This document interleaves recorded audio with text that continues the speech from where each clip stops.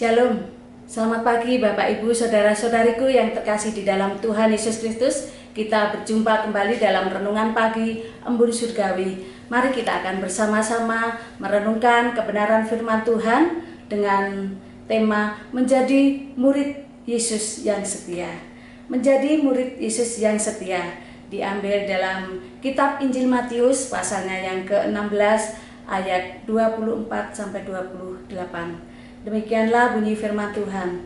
Lalu Yesus berkata kepada murid-muridnya, "Setiap orang yang mau mengikut aku, ia harus menyangkal dirinya, memikul salibnya, dan mengikut aku. Karena barang siapa mau menyelamatkan nyawanya, ia akan kehilangan nyawanya. Tetapi barang siapa kehilangan nyawanya karena aku, ia akan memperolehnya. Apa gunanya seorang memperoleh seluruh dunia tetapi kehilangan nyawanya? Dan apakah yang dapat diberikannya sebagai ganti nyawanya? Sebab Anak Manusia datang dalam kemuliaan Bapanya, diiringi malaikat-malaikatnya. Pada waktu itu ia akan membalas setiap orang menurut perbuatannya. Aku berkata kepadamu, sesungguhnya di antara orang yang hadir di sini, ada yang tidak akan mati sebelum mereka melihat Anak Manusia datang sebagai Raja dalam kerajaannya." Bapak Ibu yang terkasih di dalam Tuhan Yesus Kristus, di dalam Alkitab, murid adalah seorang pengikut. Murid menerima pengajaran dan mendapatkan pelatihan dari orang lain, bahkan mengikuti guru-guru atau orang yang mengajarnya. Menjadi murid Yesus adalah sebuah panggilan.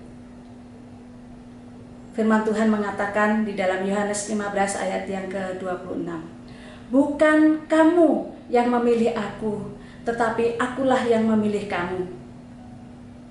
Murid Kristus yang sejati adalah seorang yang mengikuti Dia dalam menjalankan tugas dan akan terus mengikuti Dia hingga mencapai kemuliaannya.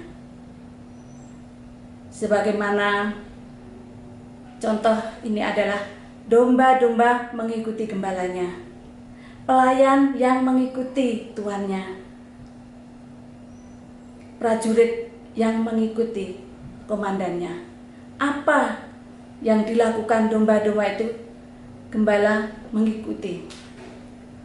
Bahkan juga gembala diikuti oleh domba-dombanya.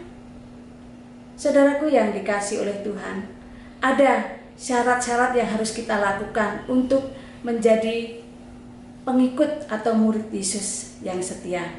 Matius 16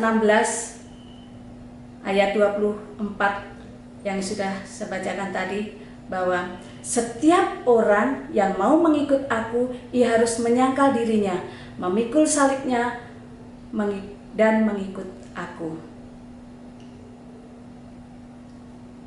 Syarat yang harus dilakukan sebagai pengikut Tuhan Yesus yang setia, dia harus menyangkal dirinya, artinya mengikut Kristus karena kelahirannya. Yesus datang untuk manusia, untuk menebus dosa manusia. Di dalam kehidupannya yang boleh menjadi teladan, di dalam kematiannya kita mengingat akan penderitaan Yesus. Penyangkalan diri dari hal-hal duniawi yang bertentangan dengan watak daging dan darah. Keinginan daging adalah percabulan, kecemaran, hawa nafsu, penyembahan berhala, sihir, perseteruan, perselisihan, iri hati, amarah, dan mengikuti keinginan diri sendiri. Itu yang harus disangkal, itu yang harus kita tentang, sehingga kita bisa mengikut apa yang menjadi teladan Yesus. Syarat menjadi pengikut Yesus yang setia adalah memikul salibnya.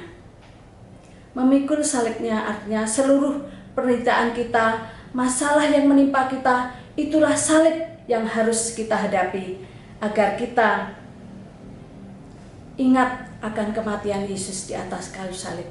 Yesus menderita untuk kita, orang yang berdosa.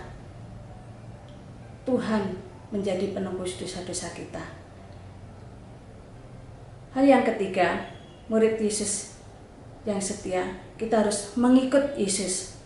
Kita harus mengikut Yesus dalam segala kekudusan, kepatuhan, artinya taat setia kepada Tuhan. Apa yang menjadi perintah Tuhan, kita harus mengikuti teladannya.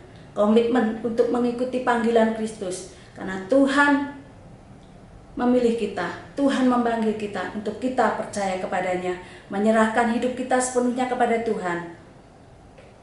Itulah yang harus kita lakukan. Saudaraku yang dikasihi oleh Tuhan Yesus Kristus, dengan kuasa pimpinan Roh Kudus, kita dimampukan untuk melaksanakan apa yang diajarkannya. Biarlah kita menjadi murid-murid Yesus yang setia, harus menyangkal diri, memikul salib, dan mengikuti teladannya. Tuhan Yesus memberkati kita.